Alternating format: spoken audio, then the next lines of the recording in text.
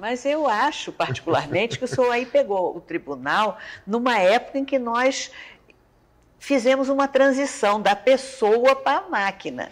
Verdade. E isso foi muito importante. Foi uma transição assim, porque a gente ia implantar o PJE e o tribunal já tinha uma experiência com processo judicial eletrônico e foi difícil a implementação. Então, dessa vez não, dessa vez ele ia entrar e o objetivo era seguir com aquilo. Então o doutor Getúlio, ele preparou todos, né? Não só... Que também é interessado na área gosta de tecnologia. Muito, ele programa, nossa, ele faz cada coisa assim, impressionante e entende do assunto. Então, não adiantava vir um técnico falar que o técnico sofria para poder explicar e acabava sendo, né, o que prevalecia às vezes era o consenso do técnico com o presidente, porque o presidente não entendia muito de tecnologia. Então, aquele momento da transição do primeiro processo judicial eletrônico, né, a gente ficou como se fosse uma sala de crise, né, que podia acontecer qualquer coisa, e de lá ligaram lá no Leão Fagundes, lá, dizendo que o primeiro processo tinha sido distribuído no juizado, começou primeiro nos juizados especiais, né, foi até para a doutora Sandra Reves, eu lembro, o primeiro processo. Foi aquela, né, empolgação, né, veio o segundo, veio o terceiro, e cada dia a gente olhando aquilo, né, e a coisa foi se estabelecendo e foi se consolidando, né. O PJE, ele é um caminho sem volta. É um caminho sem volta, não tem jeito, até porque hoje a gente vivencia uma situação de um país com grandes dificuldades financeiras, né. E a tecnologia ela veio para justamente gerar menos trabalho e gerar a economia.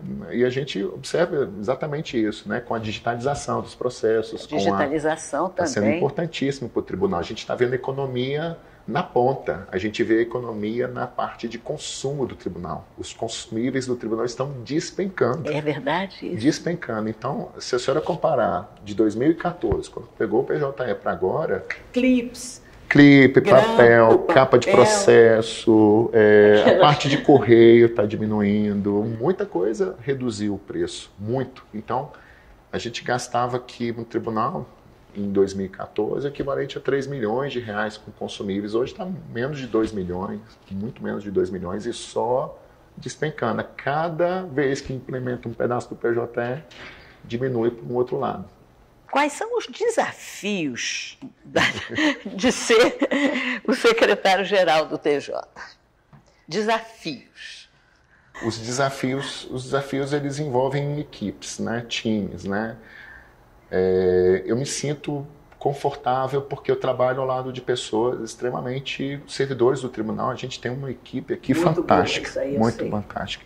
Isso tranquiliza qualquer administrador. Pessoas sérias. Exatamente, desembargador. Então, assim, né, existe um risco, né, da gente parar alguma coisa, né? Não existe mais esse risco, né? As coisas elas têm continuidade porque a gente tem bons servidores e boas equipes, né? O tribunal está sempre evoluindo, né? A gente está sempre acompanhando uma evolução, né? A gente nunca olha para um lugar e diz que é ali que a gente vai parar. Nunca existe um voo que ele vai aterrissar. Não, a gente está sempre seguindo, sempre construindo. Então, desafio mesmo, acho que é tentar, assim, o Celso aqui ele precisa às vezes conciliar. Acho que a palavra é conciliação, né?